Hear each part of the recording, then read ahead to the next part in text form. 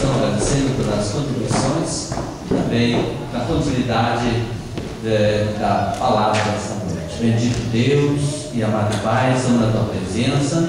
Queremos te louvar, Deus, te exaltar por essa bênção alcançada até aqui. Também, Senhor, por cada um dos irmãos que prestou a sua adoração, essa oferta a Ti, ó Pai, na tua casa, os irmãos que dizimaram. Ó Deus, vem abrir porta para aqueles que não têm trabalho. Ó Deus, nós pedimos, repreende o devorador, repreende o inimigo, pedimos em nome de Jesus. Continua abençoando o teu filho, que está ministrando, Senhor, para nós nessa noite. Usa, Senhor, com poder e graça dos céus ainda mais. Em nome de Jesus nós pedimos e agradecemos. Amém. Amém. Podemos de pé, seguimos. Aleluia. Podemos assentar. Fazia tempo que eu não ouvia essa música. E o ritmo é gostoso, né? Delícia, nossa. Muito bom. Eu lembro que a gente cantava bem lenta, né? Vamos adorar a Deus. Daí, vamos adorar a Deus. Isso aqui, que ritmo, né? Muito gostoso, muito bom. A igreja do Senhor é uma igreja alegre, né? Amém. Nós somos o povo mais feliz da terra. Amém. Se nós entendermos quem nós somos em Cristo, o que Jesus fez por nós, nós vamos andar mesmo diante dos problemas, nós vamos encontrando força no Senhor, porque a alegria do Senhor, a nossa força é. Aleluia. Então vamos ler aqui, mantenha aberta a sua Bíblia, que eu quero mostrar aqui com essa passagem como alguém pode começar bem e terminar mal. E o que aconteceu no meio do caminho. Então aqui no versículo 1 ao 5 diz assim: todo o povo de Judá tomou a Uzias, que era de 16 anos, e o constituiu rei em lugar de Amazias, seu pai. Ele edificou a Elate e a restituiu a Judá, depois que o rei descansou com seus pais. Uzias tinha 16 anos quando começou a reinar, e 52 anos reinou em Jerusalém. Era o nome de sua mãe Jecolias, de Jerusalém. Ele fez o que era reto perante o Senhor, segundo tudo o que fizera Amazias seu pai.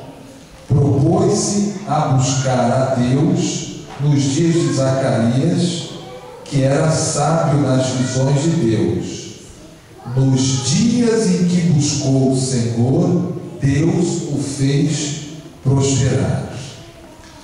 Então aqui nós vemos, no caso de Uzias, ele era menino, ele tinha 16 anos, e ele entendia a necessidade que ele tinha do Senhor, por causa da sua pouca idade.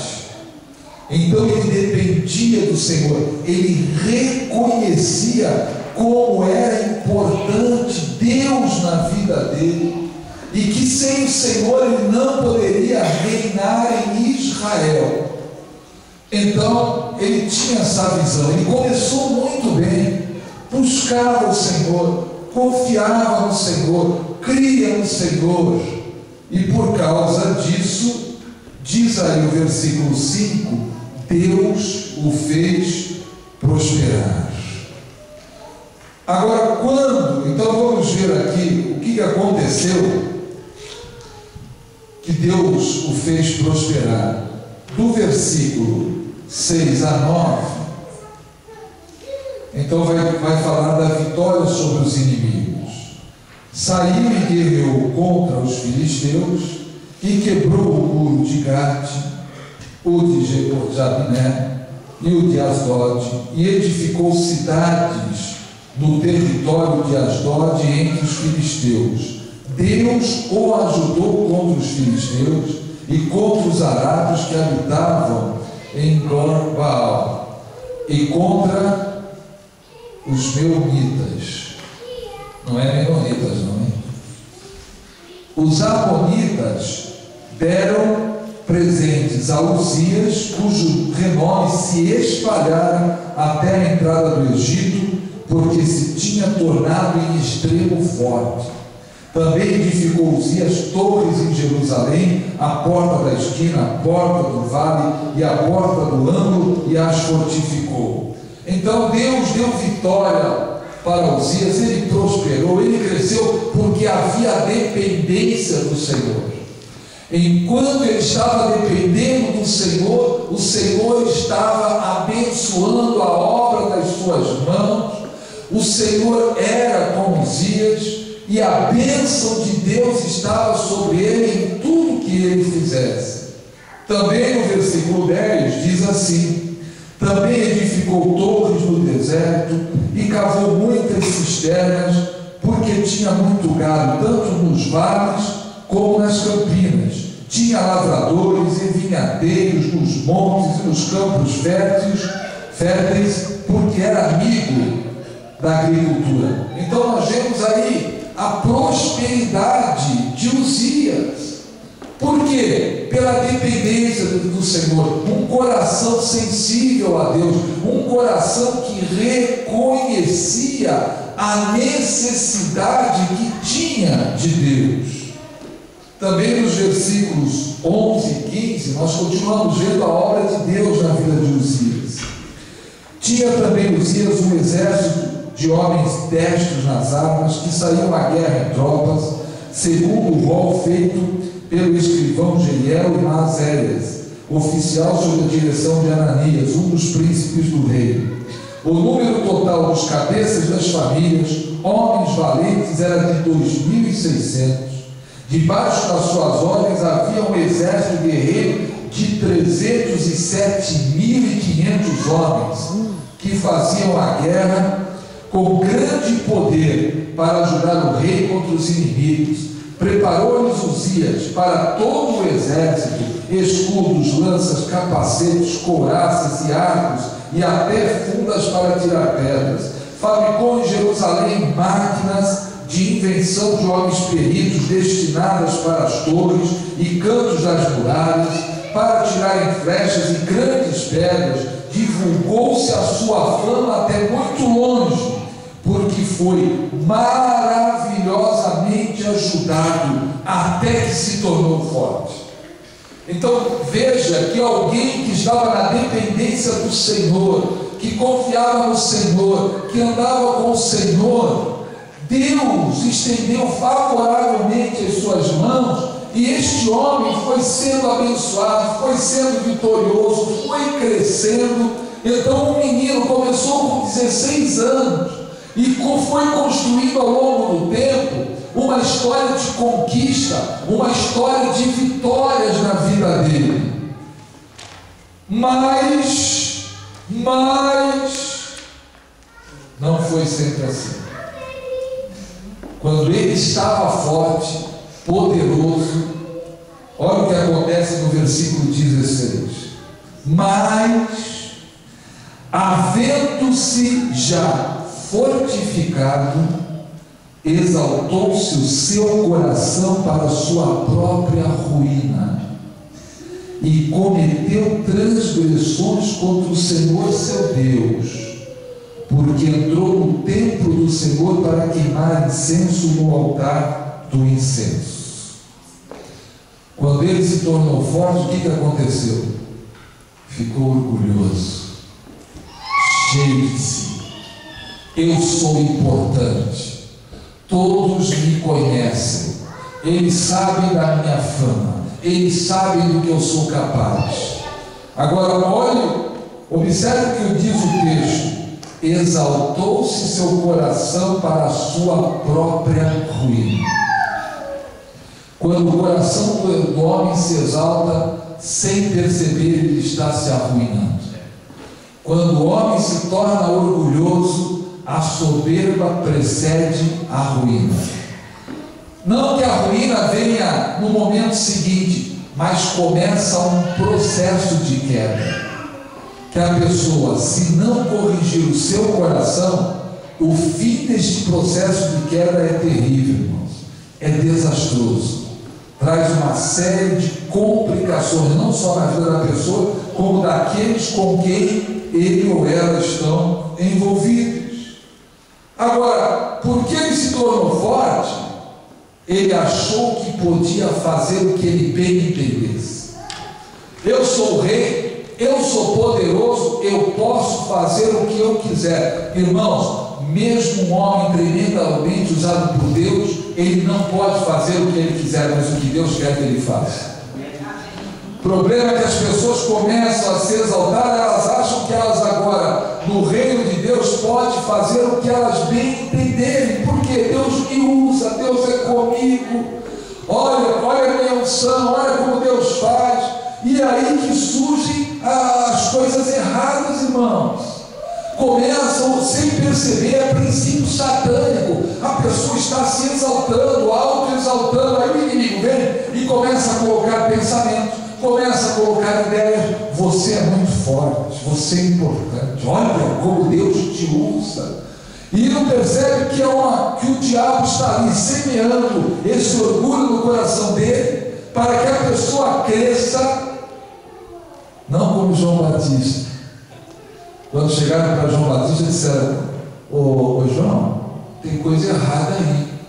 Sabe aquele que você batizou? Ele está lá batizando também, tem uma multidão com ele, tem muita gente seguindo ele, está errado. Ele tinha que estar aqui debaixo da sua autoridade. Você é maior que ele, você veio antes dele. Disse assim: chegou o ministério dele, eu vim para isso, eu vim preparar o caminho para ele. Eu não vim para tomar o lugar dele, eu só vim na frente preparando o caminho para ele. Agora que o caminho está pronto, é necessário que eu diminua e que ele cresça. Quem tem que crescer na nossa vida é Jesus, irmãos. Quem tem que aparecer é Jesus, não nós. Nós temos que nos esconder atrás de Jesus. A função de um homem, de uma mulher de Deus, não é revelar a si, é revelar Jesus. Amém. É fazer com que as pessoas cheguem ao conhecimento do Senhor. Então, olha, por ser rei, forte, poderoso, famoso, ele foi fazer aquilo que não competia a ele. Ele entrou no templo para queimar incenso. Eu posso, Deus é comigo, eu tenho direito, eu sou o rei. Olha o que Jesus, olha o que Deus fez na minha vida. Então, eu vou queimar incenso. E entrou no templo e foi queimar. Irmãos, pessoas nas igrejas acham que porque tem unção pode fazer o que bem entender. Podem sair ali sem autorização do pastor, começa a fazer trabalho em casa. Você já viu casinha de profeta como é que é? A pessoa abre um trabalhinho na casa dela, aí tem hora marcada, tem gente que liga, e às vezes o pastor não está nem sabendo. Quando vem a saber, já está montado em encrenca, irmão, porque é encrenca. A pessoa chega na igreja e não abre a boca, só para aleluia, glória a Deus, não traz uma revelação, não traz uma palavra profética, mas chega na casa dele, o eis que, aí o pessoal que não tem uma boa formação, vai lá na casa da irmã fulana, que ela revela para você, vai lá e começa a casinha de profeta, irmãos. Daqui a pouco começa a encher, crescer, e a pessoa acha que ela tem mesmo Deus mesmo. Então Deus tem que usar ela na igreja. Vai lá na igreja, abre a boca e traz palavra. E aí a igreja vai julgar, porque a palavra de Deus dá direito de julgar toda a profecia, toda a palavra. Eis que eu te digo. Ok, está vendo de Deus. Eis que eu digo. Uma vez um irmão chegou, levantou, começou a trazer uma palavra, o pastor falou: pode parar, que isso está contrário à Bíblia, isso não está de acordo com a palavra de Deus. O irmão sentou. Daqui a pouco ele levanta e diz: eis que eu, Deus, vos digo, eu me enganei. Criança, irmãos. Teve uma igreja, olha só o que é criancice dentro da igreja. Se levanta o irmão e diz assim: eis que eu, Deus o Pai, estou presente. Aí se levanta outro: eis que eu, Deus o Filho, estou presente. Outro se levanta e diz: eis que eu, Deus o Espírito Santo, estou presente. E cheguei antes do Pai e do Filho. Pastor, não teve dúvida, o Pai, o Filho e o Espírito Santo na sala, pastor. Então, irmão, tem gente que acha que pode falar o que quiser, fazer o que quiser, e porque Deus usa, a pessoa agora pode fazer, construir o seu próprio ministério, o seu próprio caminho, começa a fazer trabalhos fora da igreja, reuniões fora da igreja. Irmãos, nós não temos liberdade para fazer o que nós bem entendemos, nós temos que ter uma direção de Deus. Nós temos que estar dentro da direção de Deus. Deus não é Deus de bagunça, não é Deus de desordem, irmãos. As coisas de Deus são ordeiras. E aqui nós vemos um rei que achou que ele podia fazer o que ele bem entendesse. Ele tinha uma unção de rei.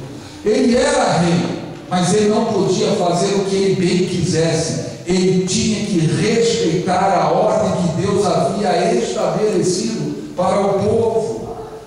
Então, olha, o que é unção? Mas o irmão tem unção. E muitas pessoas não entendem o que é unção. Unção nada mais é do que a capacitação dada pelo Espírito Santo para a pessoa poder fazer aquilo que Deus a chamou para realizar. Nada mais do que isso. As pessoas confundem unção com manifestação. Mas quando você olha na Bíblia, e vê quando foi para construir o tabernáculo, Deus ungiu para, tinha uma função naquela unção. Jesus, quando ele declara a sua unção, ele diz: o Espírito do Senhor está sobre mim, pelo que ele me ungiu para anunciar a boas novas aos pobres, para libertar abrir os olhos aos cegos, libertar os cativos e anunciar o ano aceitável do Senhor. A unção tinha uma direção, irmãos. Hoje as pessoas acham que a unção confunde a unção, aleluia, olha a unção, e acham que isso é unção. Isso é uma manifestação do Espírito Santo. A unção é uma capacitação. Todo mundo, todos os homens, todas as mulheres têm de Deus o seu chamado. A unção capacita o homem a cumprir com aquilo que Deus chamou a pessoa para realizar, chamou a pessoa para fazer. Então, a unção não é para eu fazer o que eu bem entender. Existe uma direção de Deus na minha vida, e quando eu estiver debaixo da direção, eu estou debaixo da unção. A unção não está sobre a pessoa, a unção está sobre o chamado de Deus para a pessoa. Tanto que, se a pessoa sair fora do chamado e vai fazer o que Deus não chamou para fazer, a unção não vai fluir. Não funciona. Agora, todas as vezes que a pessoa estiver dentro do chamado, a unção, que é o próprio Espírito Santo, vai se manifestar, vai fluir. Se a unção estivesse sobre a pessoa, tudo que ela fizesse era bênção. Vai evangelizar, que unção. Vai ensinar, que unção. Vai abrir igreja, que unção. Vai cantar, que unção. Vai para a escola bíblica. Ou seja, não precisa de mais ninguém, já tem o abençoado. Ele é ungido, tudo que ele faz funciona. Mas as unções são diferentes, as capacitações são diferentes.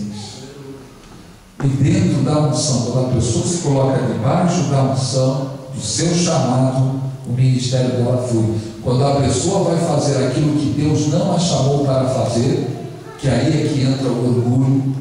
Pastor, você precisa dar um público para mim. Não, querido, não é assim não. Vamos ver primeiro se você tem chamado, nós vamos acompanhar você. Você sente que tem um chamado, então vamos trabalhar isso.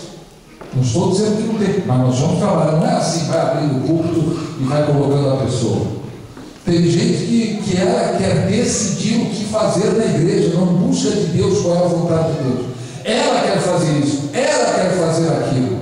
E aí, se não for o chamado de Deus, a pessoa vai se decepcionar, porque a igreja não recebe. É que nem colocar pastor goela abaixo. Abre na igreja, você vai ser pastor lá. Se a pessoa não tem o chamado pastoral, a igreja não aceita, não, irmão. Não é que a igreja seja rebelde. É uma pessoa que não tem o chamado pastoral cuidando de uma igreja. A igreja não se identifica, porque não é o chamado dela. Mas quando tem o chamado, por isso que primeiro se separa a pessoa, depois que ela é provada, se consagra. Quem reconhece o chamado pastoral é a igreja. Às vezes nós erramos quando levantamos pessoas, achamos que ela tem um chamado, coloca lá e só vai crer. não funciona, toda hora está arrumando problema com a igreja não consegue se identificar, porque não é o chamado da pessoa. Mas quando está dentro do chamado, a própria igreja fala: amém, é pastor, cuida da minha vida, é uma bênção, homem de Deus. Houve uma identificação. Então, irmãos, tentar a pessoa decidir o que ela quer fazer no corpo de Cristo, pode estar envolvido orgulho por trás disso. E hoje o que tem gente que quer ser pastor é impressionante. E a pessoa acha assim: eu quero ser pastor porque o pastor não precisa trabalhar, não faz nada. É assim. É assim. Vai ver a vida de um pastor depois diz isso. 2 horas da manhã ligando mesmo, desesperado, porque você tem ficou endemoniado, você tem que ir lá. Isso aconteceu comigo, 2, 3 da manhã. Só precisa vir aqui, foram mexer, 2 membros, foram mexer com o demônio, não conseguia tirar o demônio. Aí toca, chamar o pastor lá, fica até 5h30 da manhã, porque não é só libertar, né? Mas tem que pregar o evangelho, tem que levar Jesus. Aí quando termina, daqui a pouco já estava na hora de trabalhar. Trabalhava longe de casa. E a pessoa diz: não, pastor não faz nada. Acha que fica em casa dormindo. Então tem pessoas que querem ser pastor, irmão, pelo motivo errado. Outros querem ser uma autoridade, né? Querem ter projeção, querem... Irmãos, pastor não é para isso. Pastor é para cuidar do rebanho de Deus. As ovelhas não são dos pastores da terra, as ovelhas são do Senhor. E cada pastor vai ter que prestar contas para o Senhor do rebanho que ele colocou nas mãos, irmãos. Isso é claro na palavra. Se a pessoa conhecer verdadeiramente a Deus, ela vai ter temor quando disser: eu sou pastor, eu cuido de uma igreja. Sabe da responsabilidade que está envolvida. Não é só chegar lá, fazer culto e pregar, irmão. Tem gente que é assim: pastor, chegou lá, pregou, pronto, é pastor. Pastor não é o que prega, pastor é o que cuida da igreja. Às vezes ele tem medos que pregam melhor que ele, mas ele é o pastor, ele é a autoridade. É aqui que acontece o problema com o evangelista. Irmãos, o evangelista é complicado, porque ele é uma bênção no púlpito. Ele vai lá e prega, a igreja se alegra, a igreja uma aqui pregação. O pastor tem uma palavra mais de trazer as pessoas, uma palavra mais pastoral, e é essa palavra dele mesmo. Aí o evangelista vê que quando ele prega a igreja, aleluia, né? Terminou o culto, que palavra, irmão. Aí ele fala: eu sou o cara. Quando o pastor prega, não é bem assim. Agora, quando eu prego, a igreja se alegra, a igreja pula. Porque se ninguém for curado hoje, eu rasgo a minha Bíblia e volto para o Brasil, né? Tem esse aí que eu falo: aleluia, isso é que é isso, né? Aí daqui a pouco, cadê o irmão? Parou de vir o culto. Onde está? Abriu a igreja dele, porque ele acha que ele é melhor que o pastor. Evangelista é um problema. Por isso, volta e meia você vê passando por aqui, né? Cheio de evangelistas, você pergunta: qual é a sua igreja? É o corpo de Cristo. Deus me chamou para trabalhar no corpo. Eu não faço parte de uma igreja específica. Pode ler, aí está escrito na testa dele: problema. Porque é gente que não quer se submeter a pastor nenhum, a ministério nenhum. É gente que quer estar independente, não quer prestar contas a ninguém. O cara pode ser o maior pregador. Se ele for levantado naquela igreja, o pastor dele é aquele pastor, ele tem que reconhecer que a bênção dele está debaixo, enquanto ele estiver debaixo da autoridade daquele pastor. Deus pode usar para ressuscitar mortos, encher a igreja, curar, operar maravilhas, mas ele está debaixo da autoridade. Aquele pastor que não ressuscita mortos, que não cura, mas é o pastor dele. Se a pessoa tiver essa visão: eu estou sendo abençoado porque eu estou debaixo da autoridade do meu pastor. Mas Deus te usa mais que ele. Ele é o meu pastor. Eu fui levantado aqui, Deus levantou o meu ministério aqui, e eu estou sendo usado porque eu reconheço a autoridade dele sobre a sua. Mas você é mais do que ele. Eu não sou mais do que ele. Ele foi a pessoa que Deus levantou para cuidar dessa igreja.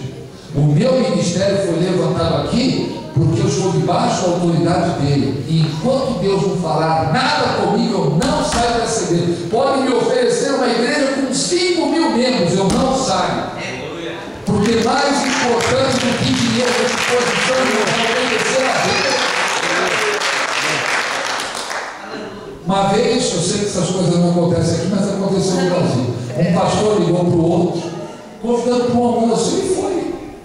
E chegou lá, né? Pastor, amigo, né? Conversando com a senhora, nós estamos abrindo um trabalho na nossa igreja, assim, assim. Eu falei, que bom, que bênção. Pois é, vai ser um trabalho especial, e a gente vê que vai dar muito fruto. Eu também creio, a ideia é boa, a visão. E nós estamos precisando de alguém para assumir esse trabalho. Deus vai levantar. Não, nós já temos quem é a pessoa.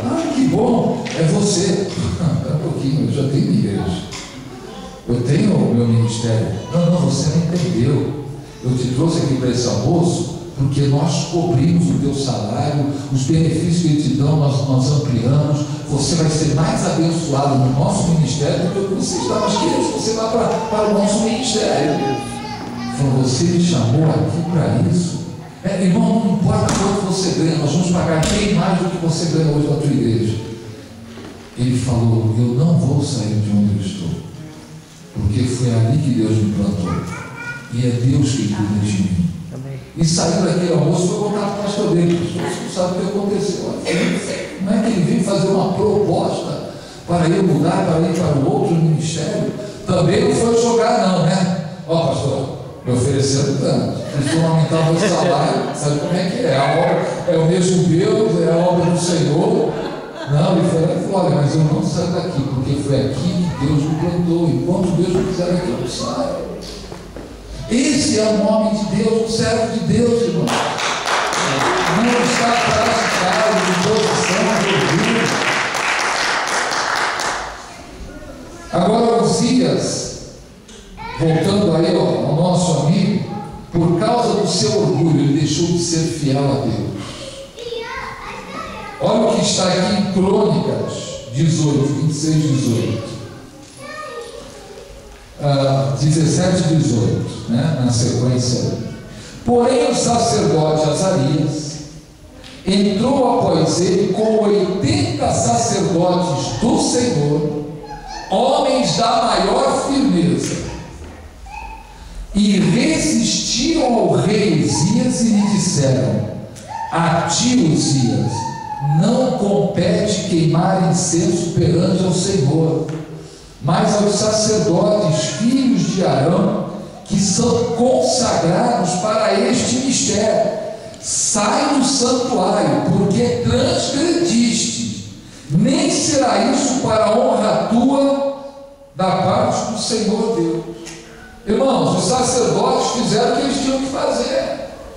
O rei estava errado, era rei, era famoso, era importante, tinha exércitos, mas o rei estava errado. E os sacerdotes fizeram a coisa certa. Foram 80 irmãos, e foram lá e falaram: você, como rei, errou. Não é a tua função oferecer incenso, isso é a função dos sacerdotes. Você não deveria ter feito isso, você transgrediu contra o Senhor. Irmãos, a mesma coisa, se você tem um companheiro, a pessoa tem um companheiro de ministério, está agindo errado, e você vai lá e diz: meu irmão, você está errado, você está agindo errado, isso aí está contra a palavra de Deus. Você não está agindo de forma errada. Pode ser uma pessoa muito importante. Teve um irmão que uma vez ele falou comigo: olha, eu estava orando, uma pessoa que tinha fama no Brasil, que caiu, e eles eram muito amigos. Quer dizer, não eram muito amigos, mas por algum tempo trabalharam juntos em alguns eventos ministeriais, então se conheciam. E ele estava orando por essa pessoa e disse: e Deus me falou, e eu vou levar essa palavra para ele, que a orientação de Deus é: por causa do tipo de pecado que ele cometeu, que se tornou público, ele agora tem que sentar no banco por um tempo, constituir sobre ele 2 ou 3 pastores que ele confia para ministrarem na vida dele. Eu falei, você teve essa direção lá. Tempos depois, lendo uma revista, com uma entrevista com essa pessoa, ele cita, e citou qual era a função da pessoa, então eu logo identifiquei, que acha que pode vir a mim e trazer uma palavra de disciplina, que ele pensa que ele é para falar comigo, porque a nível público, quem levou a palavra era inferior a este, mas foi uma palavra de Deus. Só que essa pessoa estava já tão orgulhosa, mas tão orgulhosa, que não só rejeitou esta palavra, como ainda se voltou para essa pessoa e denunciou na revista. Eu sabia pela função, eu sabia exatamente quem era. Eu falei, olha bem que o irmão já tinha falado comigo que ia fazer isso, ele foi. E esse irmão, em vez de dizer, olha, você está certo, eu pequei, esse pecado é público, então eu mesmo assumi o meu pecado, mas eu vou fazer isso, até que Deus trate comigo, eu vou buscar 3 pastores amigos ou 2 e vou deixar eles trabalhar a minha vida. Não, ele rejeitou isso, irmãos. O quê? Orgulho. Quando a gente vê agora o resultado na vida dessa pessoa, irmão, está fazendo barbaridades, horrores. Por quê? Rejeitou a disciplina. Então o rei aqui, ele estava sendo admoestado. Os sacerdotes, eles tinham autoridade sobre o templo, irmãos, e eles repreenderam Uzias. Então as autoridades espirituais tomaram a atitude correta. Eles não foram rebeldes contra o rei, não. O rei estava errado, irmãos. Então no âmbito da igreja pode acontecer o pastor chamar a atenção de pastores auxiliares, ou até pastores auxiliares chegar e falar, pastor, o que o senhor fez é errado. Irmão, na igreja nós não temos que fazer a média com as pessoas. Mas se eu chegar e falar para o pastor que ele errou, ele pode colocar para fora da igreja. Se for um homem de Deus, não. Se for um homem de Deus, eu vou falar, porque deixa eu refletir melhor sobre isso. E se ele falar, eu acho que foi uma decisão errada. Olha, irmão, muito obrigado, porque eu revendo aquilo, eu errei sim. Eu vou corrigir isso. Muito obrigado, porque você... Irmãos, nós precisamos do nosso lado, não é de pessoas que nos bajulem. Nós precisamos de pessoas que falem a verdade. E se nós errarmos, que eles venham e digam para nós, olha, mas você errou, irmãos. É isso que mantém a igreja fora. Amém. É isso que faz a fortaleza da igreja. Não é agradável nós ouvirmos repreensão. Ninguém gosta de ser repreendido, irmãos. Mas às vezes é necessário. Nós não somos infalíveis. Nós somos homens de Deus, mulheres de Deus, mas somos homens e mulheres. Não somos Deus homens e Deus as mulheres. Somos homens de Deus, mulheres de Deus, mas continuamos sendo homens e continuamos sendo mulheres, sujeito a erro. Procuramos, oramos, buscamos orientação, mas se errarmos, nós temos que chegar e dizer, olha, vou voltar atrás, reconheço e vou seguir o seu conselho, a sua orientação. Quando isso existe na igreja, irmãos, é uma bênção. O diabo não tem como entrar, faz a força da igreja. Agora uma igreja que o líder está errando, todo mundo, para não perder privilégio, não perder, mas se eu falar isso, nunca mais me chama para fazer nada, e fica caladinho, isso está ajudando a igreja. Teve um caso de um pastor que foi para o congresso da igreja dele, levou a secretária e ficaram hospedados no mesmo quarto, os dois. Voltou, a coisa estourou. O pastor auxiliar falou, pastor, o senhor foi para o congresso da nossa igreja e levou a secretária para o seu quarto? Está errado. Resposta do pastor, a minha vida pessoal não tem nada a ver com a minha vida eclesiástica. Aí o irmão falou, é? Estou fora da igreja, mas antes de eu ir embora, ainda vou fazer uso da palavra do púlpito. Não, você não vai, eu vou. Chegou para mim e falou, nós estou saindo da igreja porque o nosso pastor titular foi para o congresso da nossa igreja e ficou hospedado no mesmo hotel, no mesmo quarto com a nossa secretária. Daí vocês podem confirmar ou não. Em função disso, eu estou deixando o ministério. Mais da metade da igreja foi com ele. Ele não saiu em rebeldia. Ele foi chamar a atenção do pastor e teria que ser tomado uma decisão a nível de liderança. O que fazer neste caso? Só que o pastor não assumiu que ele errou. Ele acha que ele pode separar o que ele faz fora do templo, pode ser o que ele bem entende, dentro do templo fazer a obra de Deus. Pastor é pastor onde ele estiver. Servo é servo onde estiver. Homem de Deus e mulher de Deus é homem de Deus e mulher de Deus onde estiver, não é só dentro da igreja. Então veja, se ele tivesse seguido a orientação, ok, é verdade, eu pequei, vamos ver então como que vocês vão tratar isso, eu me submeto à disciplina que vocês estabeleceram. Irmãos, poderia ter sido restaurado. Agora, uma pessoa com esse tipo de atitude tem vida curta, irmãos, não vai prosperar, não vai seguir em frente. Então, às vezes, na igreja, nós necessitamos tomar decisões para manter a ordem. Às vezes, atitudes são tomadas, pessoas são afastadas, não é porque o pastor não foi com a cara, ou porque tem alguém que ele quer privilegiar, é pensando no bem-estar geral da igreja. Agora, olha o versículo 19, o que diz? Então Uzias se indignou. Tinha um incensário na mão para queimar incenso.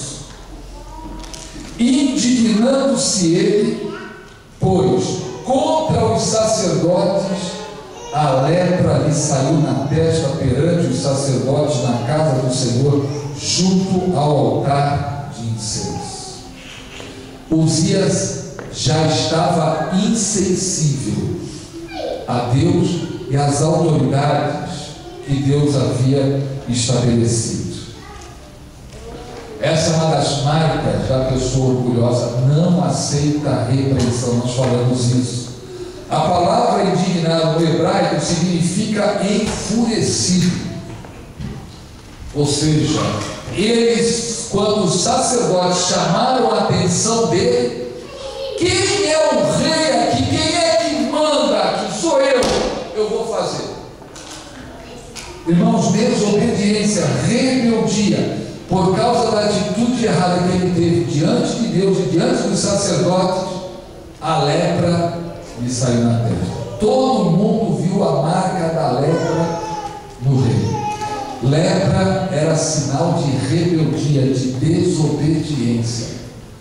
E quando alguém ficava leproso, tinha que ser afastado do povo, porque a lepra era contaminosa. Rebelião, orgulho na igreja contamina o resto do corpo. Por isso que às vezes o pastor tem que tomar uma atitude quando ele começa a observar as ovelhinhas rebeldes, tem que quebrar a patinha. O pastor tem cajado e tem vara. O cajado é para ajudar a ovelha no momento de dificuldade, mas a vara é quando a ovelhinha é muito arisca, muito rebelde, fica pulando fora do aprisco. Para que a ovelha não se perca, ele pega a vara e quebra a perna da ovelha. Depois ele carrega a ovelha no ombro para demonstrar cuidado e amor. Olha, eu fiz isso, mas eu te amo, eu vou carregar você, porque eu quero você dentro do meu aprisco. E depois, então, que a ovelha está curada, ele volta e solta a ovelha no aprisco. Você imaginou se hoje fosse isso literal na igreja? Irmão, chega. Mas é para isso, então, às vezes o pastor tem que tomar uma decisão. Irmão, você vai sentar, você não vai tocar, você não vai pregar, você não vai fazer isso até que nós tenhamos restaurado a sua vida. Se a pessoa for humilde e disser, pastor, o senhor está certo, essa pessoa vai ser levantada com mais autoridade ainda do que ela tinha. Ela vai ser mais usada do que ela foi. Sabe por quê? Demonstra um coração humilde. Demonstra alguém que tem um coração arrependido, que reconhece o erro e se submete à disciplina. Como nós precisamos disso nesses dias, irmãos. Então, olha, outra coisa, nós temos que tomar muito cuidado com a raiva, irmãos, porque raiva nos leva a tomar atitudes insensatas. Se a pessoa não tiver controle sobre a raiva, foi chamada a atenção, também não fico mais nessa igreja, vou embora. Aí tinha coisas no coração dela que ela pega e libera, né, para justificar a saída. Ela acha que está saindo em paz, está saindo bem. Não está, não, está saindo em rebeldia. Isso demonstra orgulho no coração. Ela não aceitou a admoestação, não aceitou a disciplina e saiu da igreja. Irmão, já tem problema. Quantos que vocês não têm ideia da quantidade de crentes em hospitais psiquiátricos? Eu tenho, porque eu fui fazer trabalho no hospital psiquiátrico. Aí eu vi uma pessoa lá que parecia crente, né? Eu falei, cara, é crente? É assim. Falei, poxa, que bom, que bonito, né? Porque ela tem gente que se dispõe a vir no lugar dele. Falou, não, ela está internada. Internada e é crente. Aí, antes de orar pelas pessoas, eu falo de Jesus para você, não, eu conheço, eu era da igreja tal, eu era da igreja tal. De 10 pessoas que eu orei, 8 tinham sido crentes, irmãos. Essas estatísticas não aparecem. A quantidade de pessoas nos presídios oriundas de igreja evangélica que foram é impressionante. Pastores na mente de infância, irmãos. Tudo por quê? Isso não aparece. Orgulho no coração, não aceitaram ficar debaixo da autoridade, não aceitaram disciplina. Irmãos, é na igreja que Deus vai tratar conosco. Às vezes na igreja nós vamos ouvir coisas que nós não gostaríamos, mas que são necessárias. A atitude sensata e correta é amém, pastor, ou amém, irmão, ou amém, irmã, mas eu vou continuar aqui. É a maneira que Deus vai trabalhar conosco, é a maneira que nós vamos sendo provados com relação ao nosso caráter e aquilo que está no nosso coração se manifesta. Quando nós dissemos amém, eu concordo, eu vou continuar. Não gostei do que falou, mas eu vou continuar aqui. Você está correto. Deus se agrada desse tipo de atitude. Mas se a pessoa errou comigo, Deus vai tratar com ela. Mas quando você diz, sim senhor, ok, eu me submeto, deixa que Deus vai tratar, irmão, com a parte errada e vai corrigir.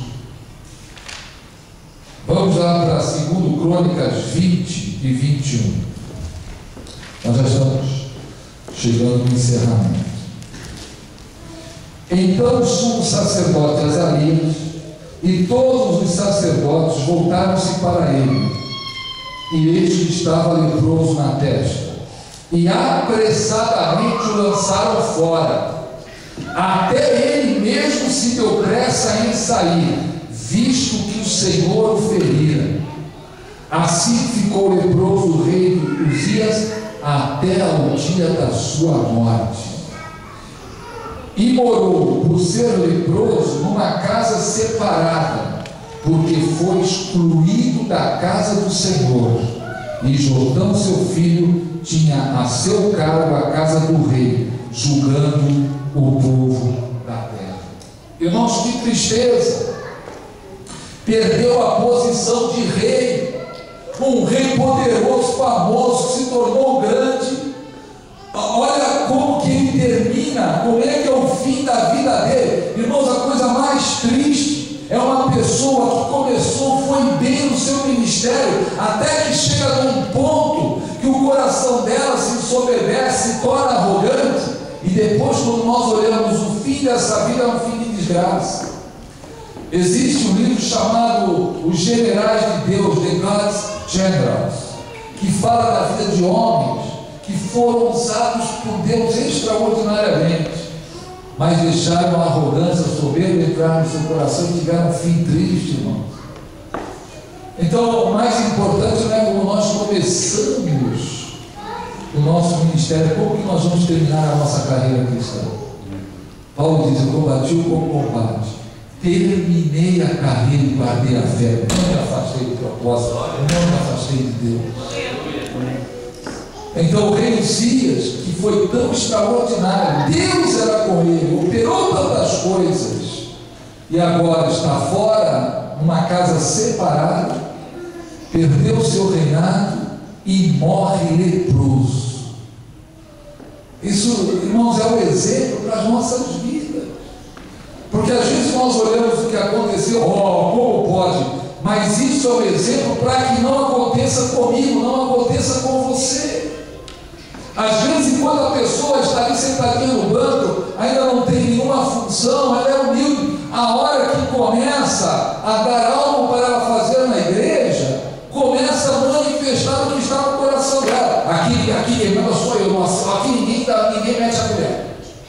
Essa área aqui levanta o seu pastor colocou na minha mão. Eu faço como eu quiser. Olha os sinais de orgulho aí. Às vezes a pessoa mal começou, já está orgulhosa. Já não aceita que ninguém dê palpite. Aqui quem manda sou eu. Orgulho. Aqui quem manda é o Senhor. Eu estou a serviço dele nessa área. Estou a serviço dele nessa posição. Agora, vá comigo em Isaías capítulo 6. Irmãos, se não tivermos um coração ensinável, não podemos ser líderes. Só quem sabe obedecer tem condições de liderar. E todos nós somos chamados para algo na obra. Então aproveite isso, seja uma regra de vida para você. Senhor, eu quero ser humilde o tempo inteiro. Livra-me da arrogância, livra-me do orgulho, livra-me da soberba, Senhor.